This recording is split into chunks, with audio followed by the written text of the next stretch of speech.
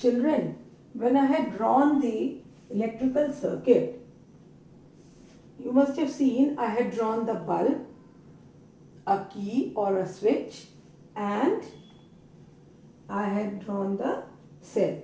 An actual figure of the components were drawn. But in most of the commonly used circuits, they have much larger number of components. And in such cases, drawing all the electrical components with their exact picture or the true picture is a very tedious task, and it is a time consuming process. So these electrical components, they are represented by specific symbols in a circuit diagram. That's what I am going to draw here. So we will be learning about electrical symbols.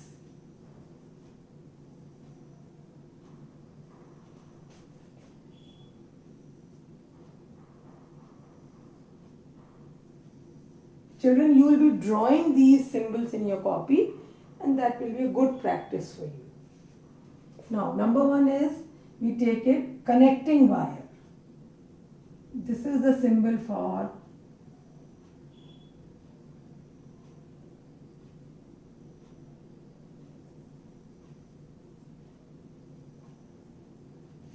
then we have a cell. One bigger line shows positive terminal, smaller line shows negative. This is the cell. If we combine two or more cells together, then it becomes a battery. And battery gives you large amount of current compared to a cell. Then you have galvanometer, which is denoted by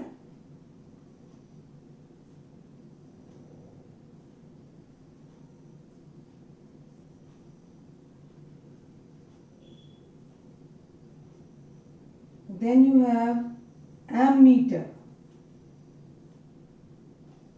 The purpose of the ammeter was to measure the amount of current flowing through it. And what was the purpose of galvanometer? To detect the current flowing in the circuit. Then you have another component, voltmeter.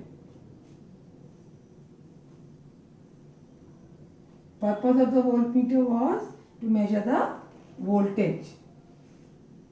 Then you have key.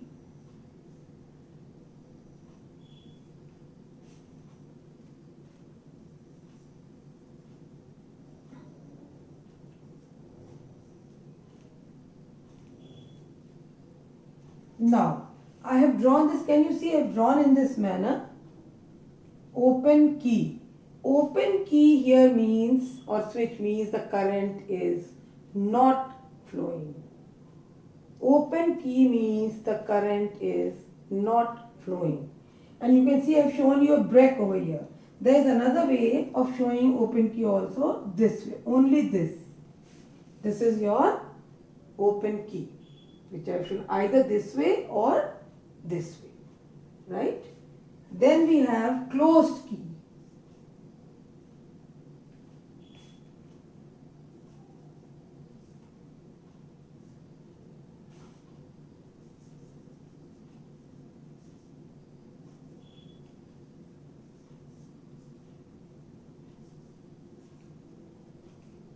Closed key or switch. We will continue further. These are certain symbols I have drawn here.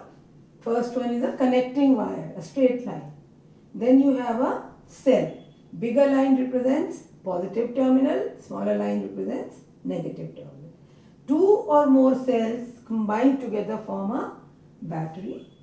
Again, bigger line plus, smaller line minus. Then galvanometer. Purpose of the galvanometer is to detect the current flowing in the circuit. Then ammeter. Purpose of the ammeter is to measure the amount of current flowing in the circuit. Next comes your voltmeter to measure the voltage in a circuit. Then we have keys. Open key, closed key. And why keys are required or switch? To switch on and off the current. Suppose we want the current in the circuit, we will switch on the key. If we don't want the current in the circuit, we will switch off.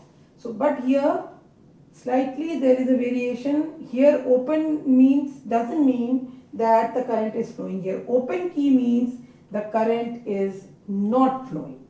Please remember this thing, don't get confused. Open key of switch means here in electricity that the current, and you can see it's the broken here.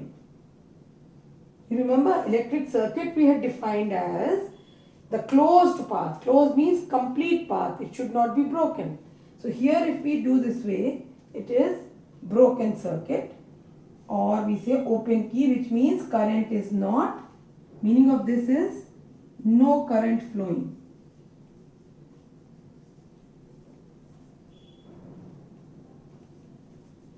And then we join this arrow over here.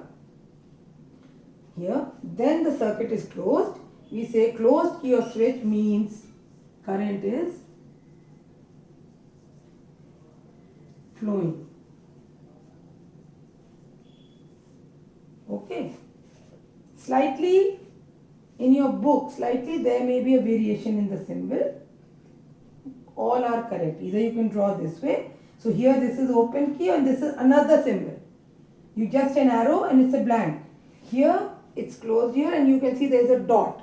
So these either of the symbols drawn here by me or given in the book, all are correct. You can draw any one if it comes in the exam.